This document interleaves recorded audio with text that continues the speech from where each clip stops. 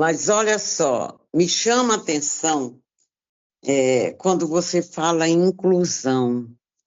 Nós estamos tão longe de pensar mesmo com o que é a filosofia da diferença, viver isso que nós queremos incluir.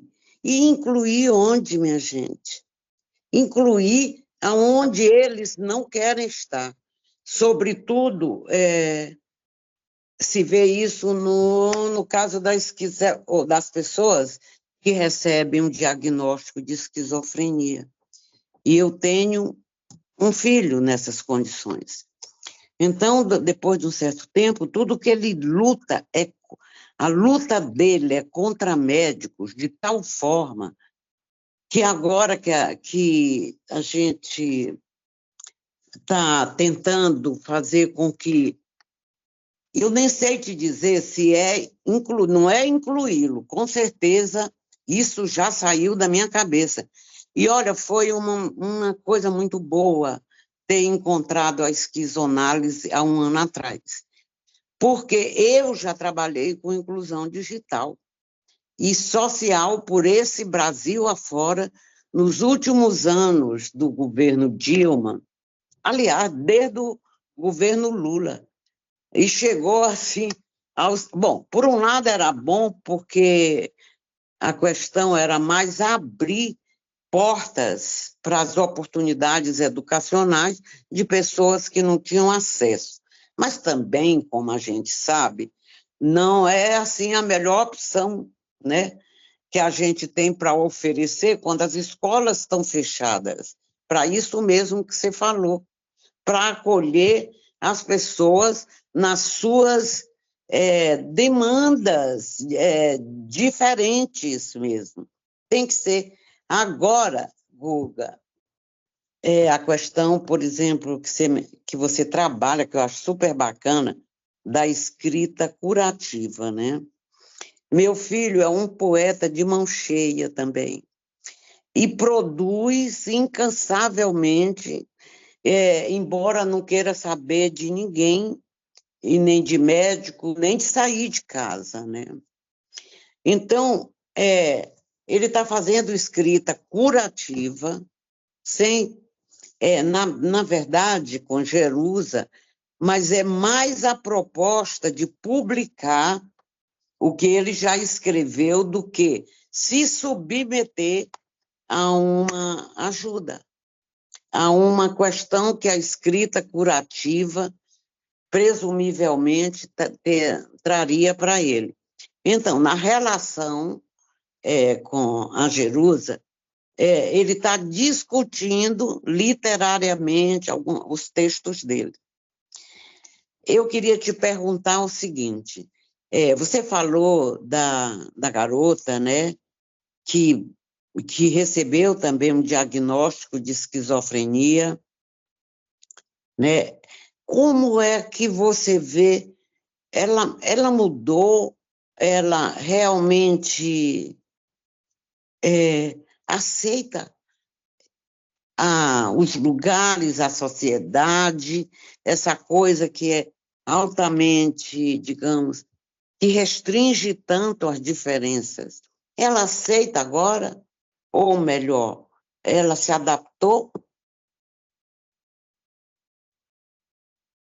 Então, Anaísa, eu também não gosto do termo inclusão, né? Eu só continuo, eu falo em inclusão transversal, mas para quem convive com esse meio, se você não usa algumas palavras, as pessoas entendem que não é para elas, né? Então, é inclusão e deficiência, são duas palavras que eu não gosto, mas que eu continuo usando para ter um mínimo de comunicação. Então, você falou uma coisa que eu pergunto muito, né? Incluir aonde, né? Incluir quem e por que incluir, né? Se eu for pensar na ideia da homogeneidade, da busca pela igualdade, que é o oposto da filosofia da diferença, né? eu estou incluindo aquelas pessoas que mais se adequam à sociedade, à máquina social, né? Eu costumo dizer que não é ser contra, né, que as pessoas arrumem um trabalho com carteira assinada, né? O problema é ver essa inclusão como a inclusão, né? Em que, repito, as pessoas têm que deixar de ser diferentes, têm que deixar as suas potências de lado, se desconectarem da sua potência e se adequarem a essa máquina social, à sociedade. Essa menina, eu vejo que atualmente ela está num vácuo, ela não se adequou a essa máquina, né? Não dava certo o emprego, né? Hoje, e também começou a se ver como negativamente diferente, né? Então, ela ficou num vácuo entre se desconectar da sua potência e não se adequar à vida intencional. Então, eu fico muito contente de ver que, como a escrita está ajudando ela a afirmar a sua própria diferença, né? A positivar a sua diferença em si. Então, ela tem muita dificuldade de lidar com o social, mas eu sinto que quanto mais ela se conecta a si mesma, à sua potência, mais ela consegue, no mínimo, né, dialogar com esse mundo de fora, né, que ela vê como caótico, né? Teve um papo no nosso grupo, né, não lembro agora se foi no Ética e Clínica ou se no Nômade do Deserto, que a Fenaísa, se não me engano, né, colocou a Fenaísa, o termo do Deleuze, que o de lutar com o caos e Isso. criar sentidos. E a Regina Helena, não sei se ela está por aí hoje, ela falou: puxa, mas eu não vejo não vejo uma luta com o caos, uma composição com o caos, né? Eu vejo, não sei se você concorda, Anaísa, que esse lutar, o Deleuze só não usa a palavra composição com o caos, mas esse não é lutar contra o caos, é lutar com o caos. Mas, de certa forma, essa menina, ela luta com o caos. Só que até não muito tempo atrás, ela estava lutando com o caos, tentando se normalizar, tentando se adequar à máquina social. E agora ela reiniciou um processo de criar para si, né? Não sei se é por aí, um corpo sem órgãos, uma vida, retomar a vida intensiva que ela tinha, né? Dentro desse momento atual dela, não que ela vá fazer a mesma coisa que ela fazia na adolescência, né? Necessariamente. Mas ela está se reconectando à sua potência, então ela está aprendendo a lidar, ela está compondo, né? Está lutando com o caos dessa máquina social, dessa nossa sociedade. Eu acho que é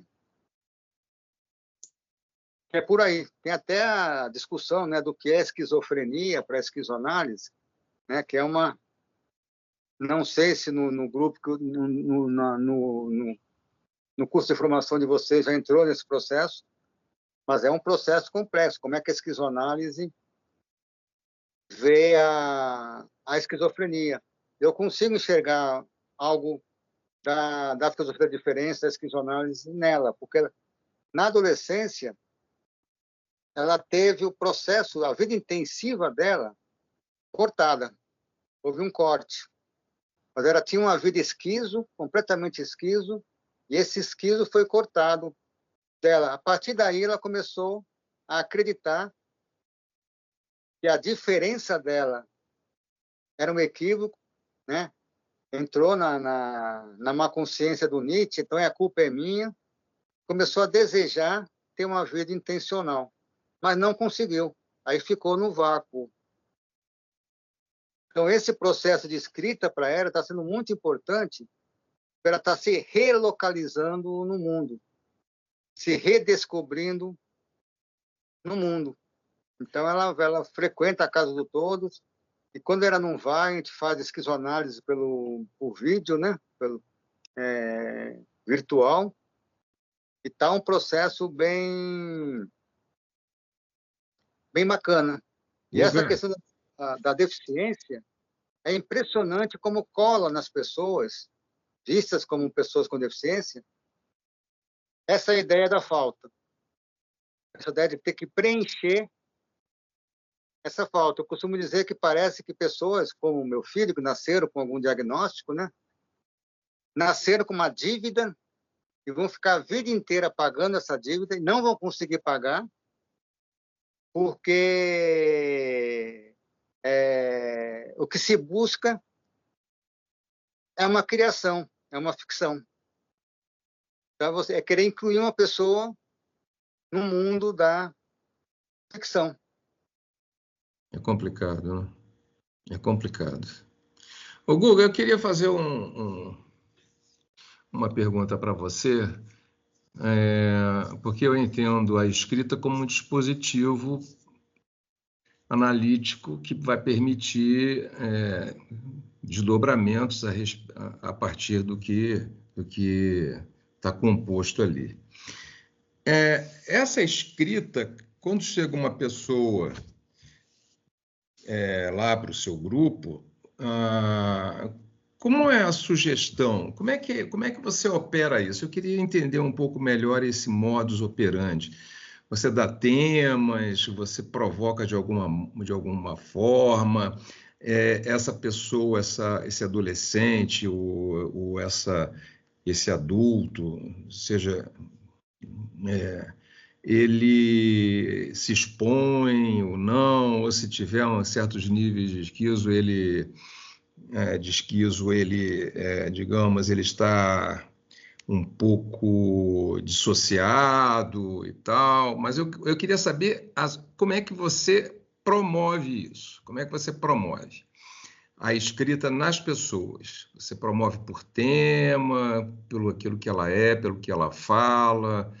Como é que funciona isso? Não tem, eu costumo dizer que não tem uma metodologia, né? Mesmo a chamada metodologia do Paulo Freire, né? Quando, a meu ver, né? Quando se transforma em metodologia, né? Perde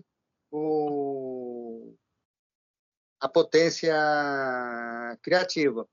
Então, Beto, na verdade, cada caso é um caso. Eu citei o Paulo Freire, né? Porque o Paulo Freire, por exemplo, tem a questão dos temas e palavras geradoras, né? Então, quando eu vejo que a turma está bem tímida, vamos dizer assim, eu faço um exercício, dá para chamar de provocação, provocar a pessoa a pensar, né? Eu peço para as pessoas pensarem, né? Deixarem vir ou um tema, ou uma palavra que nesse momento é significativa para essa pessoa. E aí vem qualquer palavra, vem qualquer tema, né? O Paulo Freire teve uma época que ele separou, ele falava que a palavra geradora era para a alfabetização. E o tema gerador era para o letramento. Mas tem uma entrevista posterior dele que ele fala que não, que a palavra já é um tema e um tema é uma palavra. Quer dizer, não tem essa dicotomia tema e palavra. No começo das oficinas, eu fazia muito isso, né? Forçar eles, vamos dizer assim, a trazerem um tema, uma palavra significativa para eles naquele momento. E aí é simplesmente pedir para escrever. frisando que não tem uma expectativa, que é para a pessoa não criar uma expectativa, que não tem o certo e errado, que eu não estou tendo nenhuma expectativa, é que a pessoa tem que escrever a partir do momento que ela está, pode ser uma frase, pode ser... E funciona, né? Atualmente, né, como eu estou com a maior parte do meu grupo, eu estou desde 2015, 2017, o processo está sendo muito leitura de poesia. Então, eu trago poesias, eles trazem poesias, e a partir daí eu motivo eles e elas a escreverem. Tem muita conversa, ou seja, o segredo está em você desconstruir a expectativa neles do que é escrever, que a maioria chega achando que é impotente para escrever. Deseja escrever, mas acha que não consegue.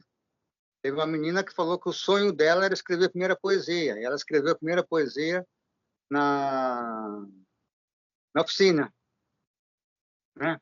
E tem muitos, como eu falei, que vêm com a marca da deficiência, da falta, muito forte, né? E aí o trabalho é desconstruir essa ideia de falta, né? E mostrar, olha, escreva com o que você tem e pode. É lógico que hoje até uso essa terminologia, mas antes eu não usava a terminologia, eu ia de um outro jeito, né? Tem uma menina também, que a Jaqueline conhece muito bem, que ela chegou acreditando que era incompetente para escrever. Aí eu comecei a conversar com ela, ela contou um caso que ela viveu. Ela estava no poupa-tempo, né, com a mãe, e aí a mãe pegou, começaram a conversar com o atendente. Quando o atendente sacou que ela não era normal, que ela tinha alguma deficiência, ela começou, em vez de perguntar para ela perguntava para a mãe. Ela mesma interrompeu, olha, eu estou aqui, né, eu sei falar, pode perguntar para mim. E aí, ela contou essa história, eu falei, então escreva. Foi o primeiro texto que ela escreveu, falando desse caso. E aí parece que ela descortinou, né?